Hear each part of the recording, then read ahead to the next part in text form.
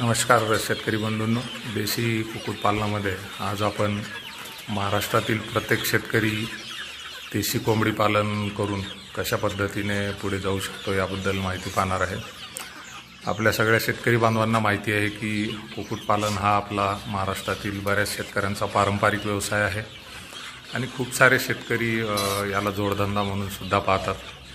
पण एक अभाव आपल्याला यामध्ये पाहायला भेटतो की देशी कोंबडी पालन हा आपला पारंपरिक व्यवसाय असला तरी आपले शेतकरी बांधव मनाव तसा फायदा किंवा व्यावसायिक दृष्टिकोन या व्यवसायाच्या प्रती ठेवत नाही। तर आज आपण हेच जाणून घेण्याचा प्रयत्न करूया की महाराष्ट्रातील शेतकऱ्यांनी कशा पद्धतीने देशी कुक्कुटपालनाकडे पाहिलं पाहिजे।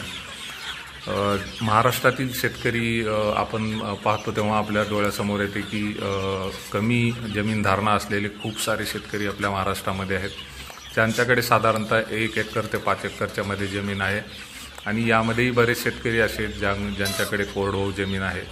तर अशा शेतकऱ्यांना वर्षभर आपण जर उत्पन्नाचं स्रोत पाहिलं तर शेती हेच उत्पन्नाचं स्रोत त्यांच्यासाठी आहे आणि मागच्या बऱ्याच काळापासून आपण पाहतोय की शेती ही फायदेशीर होताना आपल्याला दिसत नाही। तर अशा वेळी एखादा फायदेशीर शेतीपूरक व्यवसाय आपल्याकडे असणं गरजेचं आहे, ज्यामध्ये आपण देशी कोंबडी पालन हे खूप चांगल्या रीतीनं आपल्या शेतीसोबत शेतीपूरक व्यवसाय म्हणून करू शकतो।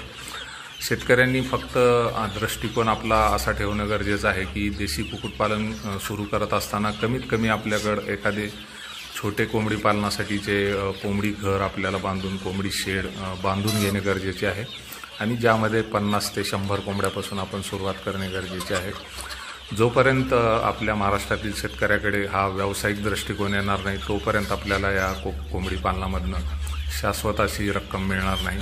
त्यामुळे जे शेतकरी बांधव आहेत त्यांनी लागलीच आपल्या शेतीसोबत एखादी छोटे 10 बाय 10चे शेड बांधून जर आपण साधारणतः 50 कोंबडीपासून सुरुवात केली आणि गाव पातळीवर जर या कोंबड्यांची विक्री केली तर आपल्याला खूप चांगला फायदा या कुक्कुटपालनातून मिळू शकतो।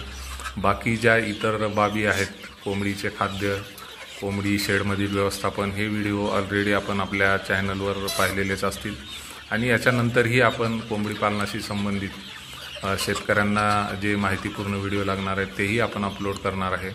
पण प्रत्येक शेतकऱ्यांनी आता ठाण बांधणे गरजेचे आहे की मी शेतीसोबत हा कुक्कुटपालनाचा कृषीपूरक व्यवसाय करीन आणि याच्यातनं